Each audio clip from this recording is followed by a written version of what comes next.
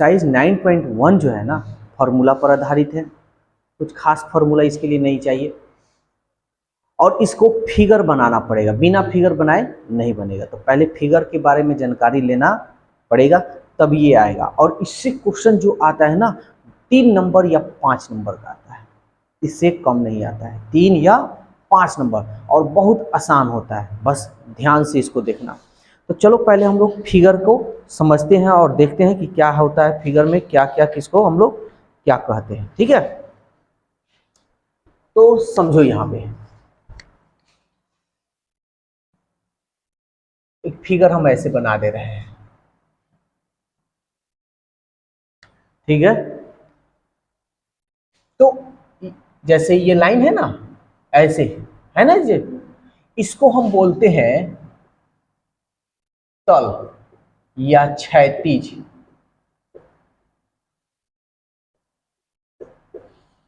रेखा, English में बोलते हैं हॉरिजॉन्टल, हॉरिजॉन्टल लाइन। ठीक है ना, क्षैतिज रेखा या तल। तल का मतलब हो गया ना, जैसे पृथ्वी, जैसे ये जमीन क्या है, तल है ना, तो ये तल हो गया, ये क्षैतिज इसको हम कहेंगे। ठीक है, अब एक पोल जैसा खड़ा होता है, पोल देखते हो ना ऐसे लंबा, तो लंबा जो खड़ा होता है उसको हम बोलते हैं, क्या बोलते हैं, स्तंभ बोलते हैं ना, स्तंभ रेखा।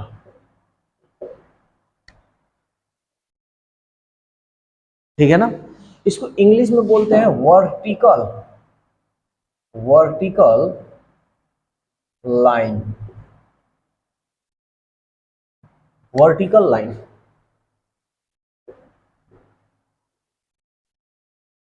ठीक है, समझ में आ रहा है? तो वही ये ऐसे ही फिगर हम लोग को बनाना होगा। तो ये तो मेरा कौन सा है, क्षैतिज रेखा है ना, यानी हॉरिजॉन्टल लाइन, और ये जो है स्तंभ, स्तंभ रेखा, जिसको वर्टिकल लाइन। ध्यान से समझना भाई, यहां पे जो होता है ना, ये जो कोण है, ये हटाओ, ये जो कोण है ना, इसको हम बोलते हैं उन्नयन कोण। क्या बोलते हैं, उन्नयन कोण। इंग्लिश में होता है angle of elevation, angle of elevation, angle of elevation. और इसको जो बोलते हैं अवनमन कोण बोलते हैं, अवनमन कोण, angle of depression, angle of जो होता है,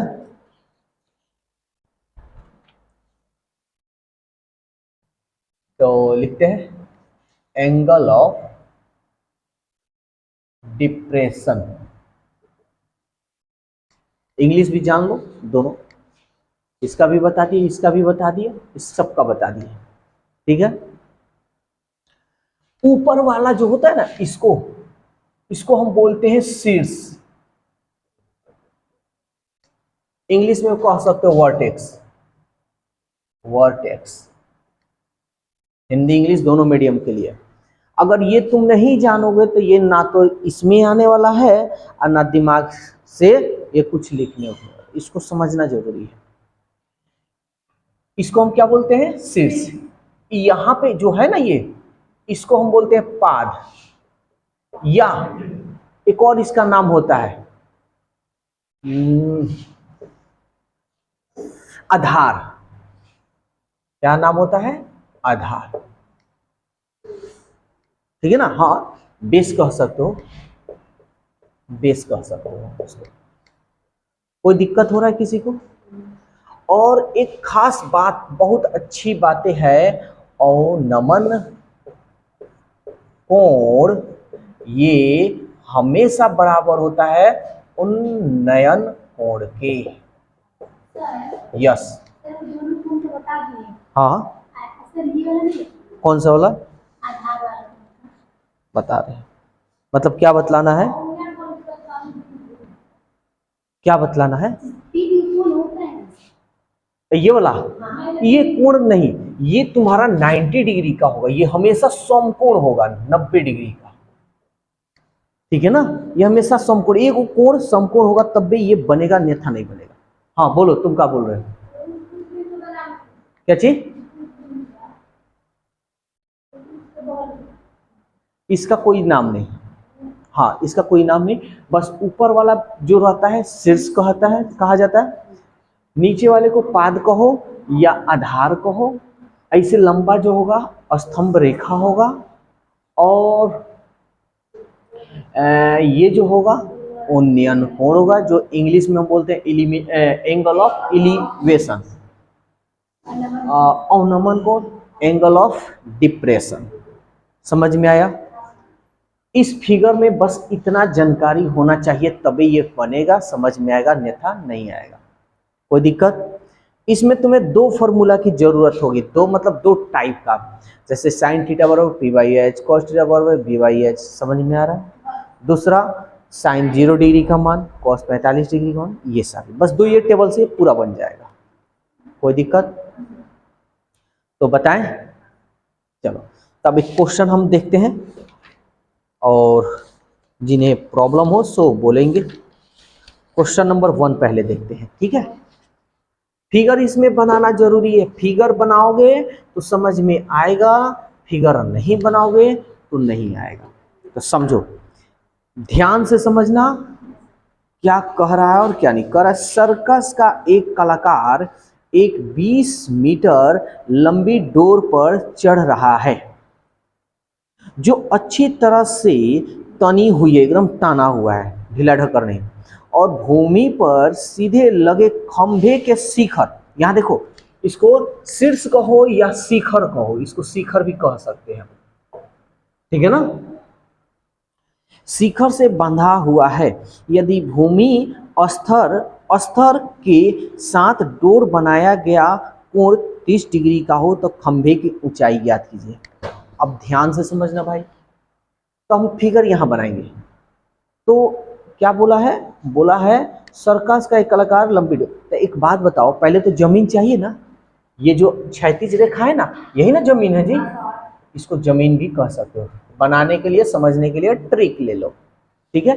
तो पहले तो तुम एक जमीन बना लेना, बना लिए ये जमीन। अब कह रहा है कि एक खंभा है, तो खंभा तिरछा तो होता नहीं है, सीधा होता है, ये हमारा एक खंभा हो गया, है ना। तो अब कह रहा है कि सर्कस का एक कलाकार एक 20 मीटर, इसको इधर रख देते हैं। सर्कस का एक कलाकार एक 20 मीटर लंबी डोर पर चढ़ रहा है, जो अच्छी तरह से तनी हुई है और भूमि पर सीधे लगे खंभे के शिखर से बंधा हुआ है। भूमि के लगे एकदम शिखर से, और ये नीचे वाला यही ना भूमि है, नीचे ही ना। अरे सर्कस का जब रहेगा वो नीचे बना रहेगा, वो ऊपर बना रहता है, तो इसे एकदम ये ताना हुआ है, हो गया, यही ना रस्सी है, ताना हुआ है। और इसकी लंबाई कितना मीटर है? तो कह रहा है ये 20 मीटर है। समझ में आ रहा है? 20 मीटर है और शिखर से बंधा हुआ है। यदि भूमि स्तर के साथ डोर द्वारा बनाया गया कोण 30 डिग्री का हो, भूमि के स्तर के साथ 30 डिग्री का कोण बनाइए। जो डोर जा रहा है ना, कितना डिग्री का बना रहा है? 30 डिग्री का हो तो खंभे की ऊंचाई, खंभा यही है ना। समझ में आया? फिगर में कहीं दिक्कत उक्कत है तो बोले, किसी को कोई दिक्कत नहीं। अब हमको यहाँ पे एक चीज खाली ये सब लिख देना, ABCDEFGH जो मन करे सो। अब हम जानते हैं, अच्छा हम फिगर हम ना बनाए हैं, दूसरा कोई तो नहीं बनाया है, तो दूसरा कोई को समझाने के लिए AB क्या लिखे हैं, AC क्या है, BC क्या है, ये सारा चीज यहाँ हम अपने भाषा में लिख देंगे। मन करे तो तुम अपने भाषा में लिखो, ठीक है। तो हम लिखेंगे, माना खंभे की ऊंचाई क्या है? AB, ये भूमि है ना, भूमि AC तथा डोर, सर्कस का डोर, सर्कस के क्या लिखा है, जैसे लिखा है उसी तरह लिख देते हैं। सर्कस का एक कलाकार लंबी डोर पर चढ़ा है, यानी लंबी डोर लिख दो, तथा डोर, डोरे लिख देते हैं, डोर BC है। ये अपने से लिख देंगे, कोई दिक्कत है तो बोलो, कोई दिक्कत नहीं। और हम ये जानते हैं ये 90 डिग्री का ना होता है। अब इसमें खेल क्या है ये जानो, एगो का मान दे देगा, एगो का मान नहीं देगा, तो जो एगो तो मान होना चाहिए तबे मान निकलेगा। तो अब ध्यान से समझना, मेरे को मान इसका ना निकालना है, जो मान निकालना है एक तो वो लेना, और जो मान दिया है वो लेना, और अदर चीज को लेने की जरूरत नहीं है। इसको लेने की जरूरत है, कोई जरूरत नहीं है। मान जो दिया है ये लेंगे, और जो मेरे को निकालना है वो लेंगे। समझ में आया, कोई दिक्कत? तो अब ये बताओ ये किसका मान है? इस वाओ, ये H है, बहुत बढ़िया। और ये किसका मान है? बहुत बढ़िया, क्योंकि ये न्यून कोण है। अरे न्यून यानी न्यून कोण, इसको इंग्लिश में एक्यूट एंगल बोलते हैं, जो 90 डिग्री से कम होता है उसको न्यून कोण बोलते हैं। तो 90 डिग्री से कम है ना, तो इसके ठीक सामने वाले को हम P बोलते हैं। अब अगर ये बात हम पूछे, ये बताओ कि PB किसका फॉर्मूला होता है? Sine cos tan cot sec cosec किसका होता है? टैन का भी होता है और कॉट का भी होता है, दोनों का ना होता है। तो मन करे तो टैन लगाओ, मन करे तो कॉट लगाओ, आंसर तुम्हारा चेंज नहीं होने वाला है। तो हम लगाते हैं चूंकि टैन क्या कोण है, न्यून कोण 30 डिग्री ना, 30 डिग्री लिख देंगे। क्या फॉर्मूला होता है? P/B। यहां तक कोई दिक्कत है तो बोलो, किसी को कोई दिक्कत नहीं? अच्छा, यहाँ पे चाहो तो लिख भी सकते हो। P किसको माने हैं? P यही ना है, AB। B किसको माने हैं? सॉरी हम गलत बता दिए। हमको क्या H है ना, और ये P है, तो H और P किस में आता है? हम गलत कर दिया। हाँ, H P किस में? साइन में भी आता है और कोसेक में भी आता है। तो मन करे तो साइन लो, मन करे तो कोसेक लो। तो साइन ले लेते हैं, साइन। तो क्या C, चाहो तो ऐसे भी लिख दो, साइन C बराबर हम लिख सकते हैं P/H, ऐसे भी लिख सकते हैं। C का कोण कितना है देखो तो 30 डिग्री, तो साइन 30 डिग्री। P कितना है? तो इसके ठीक सामने वाला ये हमारा, किसी को दिक्कत तो नहीं हो रहा है? AB। और H कितना है हमारा? यही ना है BC। ऐसे हम थोड़ा लिख देंगे, तुम डायरेक्ट लिखना चाहो तो भी लिख सकते हो, कोई गलत नहीं, कोई दिक्कत? साइन 30 डिग्री का मान जल्दी से बता दो। बहुत बढ़िया। AB का मान निकालना है, चलो रहने देते हैं। BC का मान तो दिया है 20 मीटर है, इसको कटा सकते हैं सामने सामने, 2 दहिया 20, तो तिरछा तिरछी गुना कर ले, ये 10 से कम 10 इक्वल टू AB, इसलिए AB बराबर 10। अगर ऐसे आंसर लिखोगे तो ये गलत होगा, क्योंकि मीटर हमको लिखना होगा, तो ये हमारा क्या होगा? 10 मीटर। तो ये हमारा आंसर ऐसे लिखो, या सवाल क्या कहा है? खंभे की ऊंचाई, तो लिख सकते हो खंभे की ऊंचाई। तो खंभे की ऊंचाई क्या है तुम्हें देख लो, तो खंभे AB ना है, तो यानी 10 मीटर। ऐसे भी लिखोगे तो कोई गलत नहीं होगा। क्यों नहीं होगा ये जानो, क्योंकि हम AB यहां बता चुके हैं खंभे की ऊंचाई, तो कोई जान जाएगा ओ AB क्या है, तो खंभे की ऊंचाई। तो तुम ये लिखो, ये मतलब नहीं भी लिखोगे तो भी सही है, अगर लिख दोगे तो भी सही है। लिख दोगे तो ये है कि तुम्हें और साफ नजर आ गया, हाँ जिस तरह सवाल पूछा था उस तरह जवाब। ये हाँ, तुम्हारा मन, अगर ये लिख ही रही हो ना, तो इसको तुम नहीं भी लिखोगे तो चलेगा। अब तुम सोच रहे हो कि जैसे नहीं होता है कि कोई जिस तरह जिस तरह कुछ सवाल करता है उसी तरह जवाब दिया जाता है, तो तुम इसको ना लिखकर ऐसे लिख दो और खूबसूरत लगेगा। समझ में आया? कोई दिक्कत यहाँ पे? जल्दी से इसे नोट करो।